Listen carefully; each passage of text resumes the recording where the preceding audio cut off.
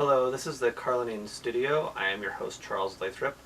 Recently, I've been thinking about individualism and how it's frequently emphasized in our society to a very great degree. While I don't have anything against individualism, I'm actually quite in favor of it. I do find the hyper-individualistic attitudes of some people, particularly on the right, to be a bit alarming. It is the case with so many things that when certain aspects of a value structure are taken to an extreme, they become insane. Individualism is no different. The idea that there should be no collectivist thinking at all flies in the face of so many of the fundamental core beliefs of our society. Now, I don't mean merely people on the political left or right. I mean literally any given part of society. Because ultimate extreme individualism rejects the concept of a society in itself. When conservatives frame certain ideological conflicts as a battle between individualism and collectivism, they're really missing some of the key elements of the issue. Because ultimate collectivism and ultimate individualism are both equally destructive in unique ways. The ultimate collectivist, that ultimate collectivism, is an evil, is a truth so often repeated and so widely understood that to fully enumerate the arguments for it here would be tiresome, for it being an evil. However, the evils of ultimate individualism are virtually never even acknowledged, much less discussed.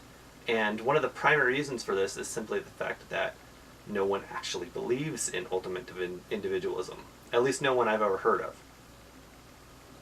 Unfortunately, as a result of this, it becomes easy to frame certain ideological discussions in such a way that individualism and collectivism are represented as being opposite, collectivism being negative and individualism being positive.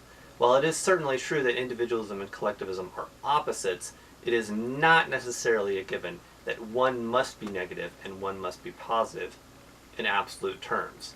The reason it is so easy to frame ideological discussions this way has to do with the fact that the positive and moderate individualism is used as a stand-in for individualism itself in an absolute sense. On the other hand, collectivism is represented by extreme or ultimate collectivism in order to characterize collectivism itself as being negative in all times and all places. This sort of bait-and-switch rhetoric is so easily done that people do not even realize that this is what they're doing, for the simple reason that no one actually conceives of ultimate individualism, much less believes in it. There is no model for illustrating positive moderate collectivism or extreme ultimate individualism. As a consequence of the mainstream rhetorical model, many people falsely assume that collectivism of any kind in all times and all places is negative, while individualism of any kind in all times and all places is positive. However, this is not the case. To illustrate, I'll use a few examples. In the first case, imagine that you're sitting in your home and are aware that your neighbor is being murdered. I know it's an extreme example, but bear with me. Would you or would you not attempt to help them or save their life? Now, whether you answered that you would help them or not, it is generally accepted by most people that helping them would be the right thing to do. At the very least, one should call the police. Why is that? Why would helping a stranger to save their life be considered the right thing to do?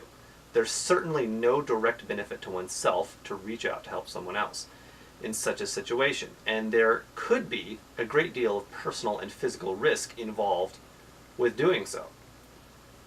I know for myself, any police response is at least half an hour away. So in order to really help someone, it's probably going to require me to do something actively with my own power.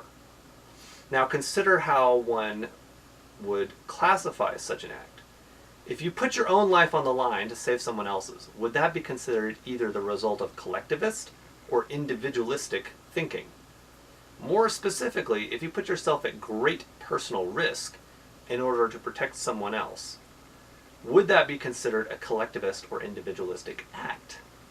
Of course, risking your life for someone else, particularly a stranger, is at least on some level inherently collectivistic. The ultimate individualistic worldview does not sustain any such acts of self-sacrifice. Ultimate individualism is concerned only with what benefits, secures, or builds the individual. With such a worldview, putting oneself at risk to help others is totally out of the question. We should not blithely dismiss events and circumstances which supposedly do not affect us. Rather, the culmination of a million individual tragedies amounts to a collective tragedy. To disregard the individual tragedy by claiming that it does not affect you in an immediate and direct way is short-sighted and naive. Demanding that others accept or even approve of certain things on the grounds that it does not affect them directly is an even more inane position. However, this is often how conservatives and liberals alike treat certain issues. Liberals demand human camaraderie in one instance, say immigration, and shout that it doesn't affect you in the next instance, alternating between demanding collectivism or individualism as it suits their political ends. Conservatives, on the other hand, are all too willing to demand collectivist patriotic fervor, but simultaneously denounce collectivism itself in an absolute sense. Needless to say, the irony is quite thick. However, the issue gets worse from there. The ultimate collectivist worldview acknowledges no nation, no bonds of either family or friendship, and finally can have no religion besides atheism. Worse still, it cannot be in atheism, which acknowledges anything like equal dignity among other living things. Never mind animals, but not even other human beings, to any degree worth talking about. So in other words, the ultimate individualist does not recognize equal dignity in anything else that exists. Such an individualistic worldview may support charitable and humanitarian efforts when there is direct benefit to oneself or no direct risks or costs, but will be wholly inadequate to the maintenance of a charitable or generous society in every other case whatsoever. Now, a common criticism of collectivism is that collectivist thinking separates people into groups, and people will tend to discriminate against others who do not belong to their own group. However, the ultimate individualist simply discriminates against everyone who isn't himself. Therefore, it is puzzling to me why those who rail against collectivist thinking do not take any time to consider the collectivist thinking which they themselves observe. Even acknowledging that there should be a camaraderie of any kind between human beings generally, no matter their background, is itself a kind of collectivistic thinking. In the name of individualism, people end up arguing against certain kinds of collectivist thinking while promoting other kinds of collectivist thinking. In other words, at what level does one measure the collective? What collectives are acceptable to include oneself in? What sorts of attitudes should one have towards those that are not in one's own collective? It is a commonly held belief that any collective which an individual might assign themselves to, that is smaller than the whole of humanity, or even the whole of all living things, is too prejudiced to be tolerable. Now, there are some differences between conservatives and liberals where national collectives are concerned, whether they are acceptable or not. But even here, there is quite a bit of confusion on the right about what even constitutes a national collective, despite how much conservatives talk about patriotism.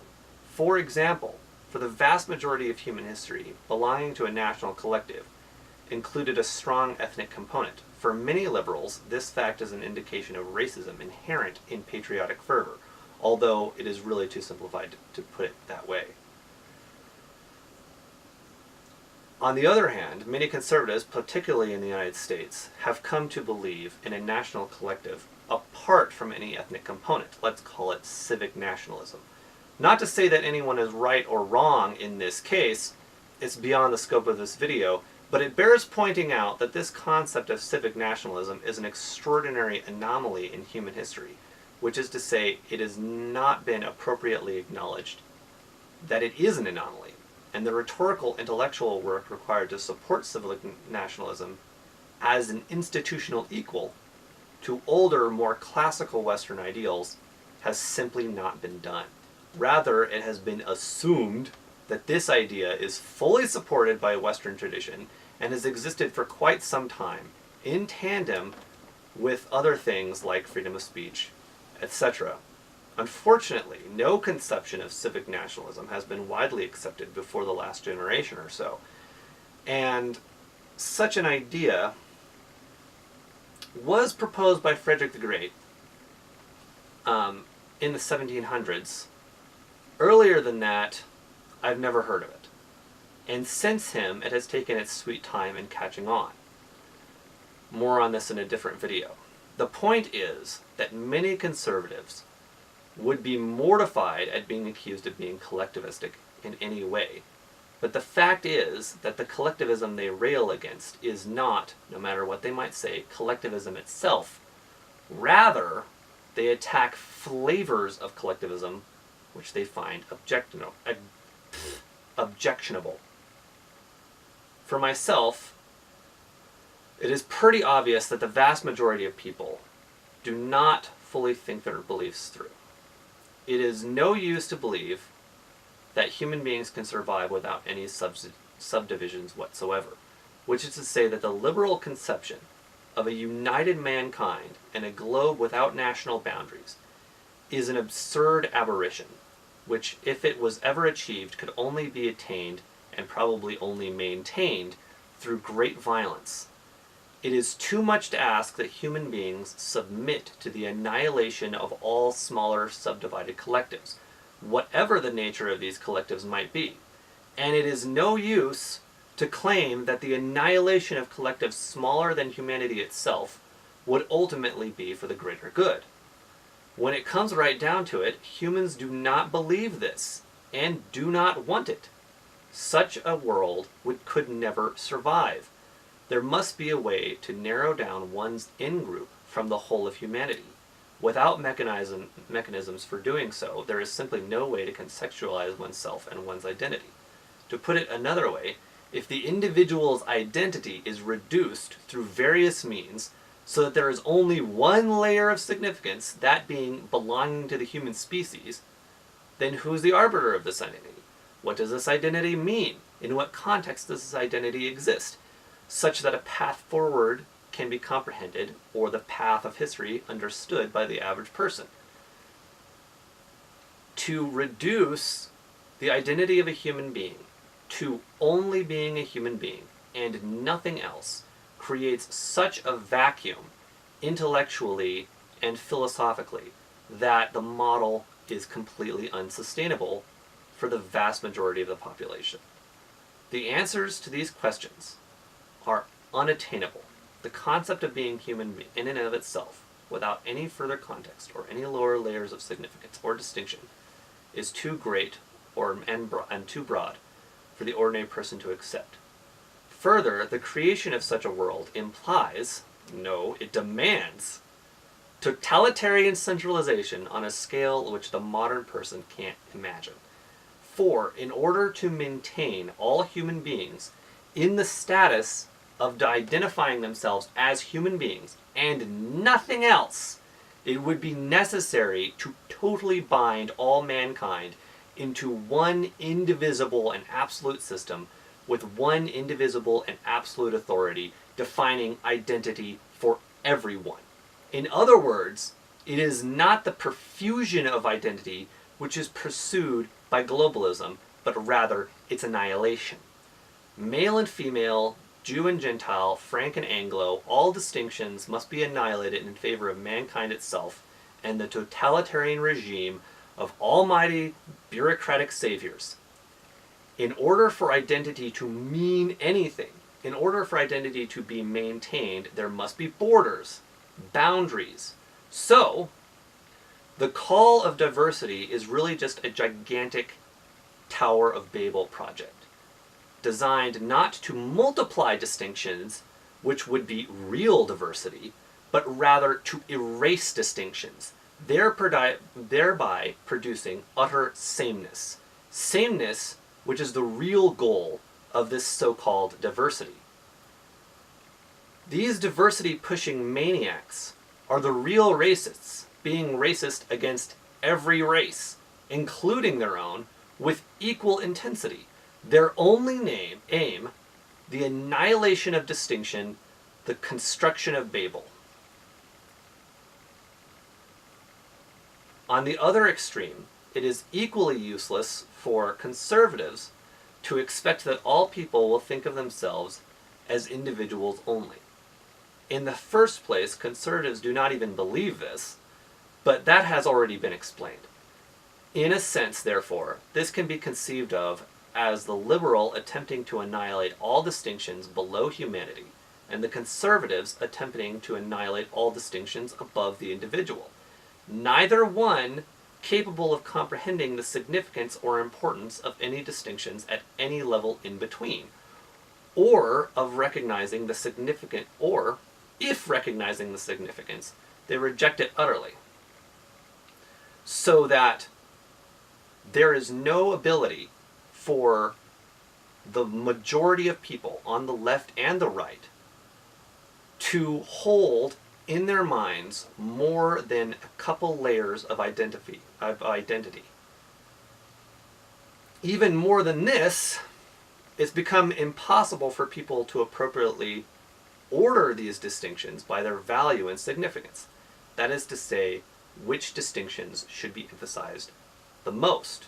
Therefore, it seems to me, although it is probably too much to say it so plainly, that pretty much every distinction which humans are inclined to make is a real and valid distinction, and that the collectives that people devote themselves to are real and of significance. Nevertheless, significant and disastrous events have resulted when certain distinctions have been overemphasized or underemphasized, such that the orders of identity in mankind, which should not have been placed first, were placed first in terms of defining importance. In simple terms, it's inappropriate to say that someone is not black, but merely American, for example. It would be more appropriate to say that one should be black first, should not be black first, or it should be say that one should be, for example, Christian first, and then American, and then what have you, although the exact details past that point are subject to some discussion. In other words, if one has beliefs about which distinctions should be of maximum importance, or alternatively of no importance, it cannot be expected that all other parties will adhere to one's own conception of these things. Which is to say, if one is attempting to sway the thoughts and beliefs of those whose orders of identity are misplaced, it is no use to directly negate certain orders as being invalid in their entirety. Rather, it would be more effective to point out that when first things are put first, second things are not diminished, they're increased. Saying it again, it's not that people should be not black or not white, but only American. It's that they should be American first, not to negate second orders of identity, but to enhance them. In conclusion, as with so many other things, evil comes not at one end or the other, but rather at both. As I've said in a previous video, the word wicked refers to wicker, as in a wicker basket, which is made by twisting sticks together.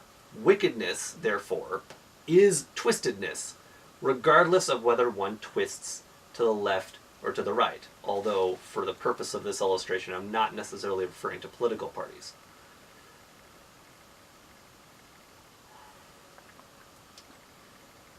This is the case with individualism and collectivism, as it is the case with so many other perceived dichotomies. It is possible for both answers to be wrong. In fact, it is very likely.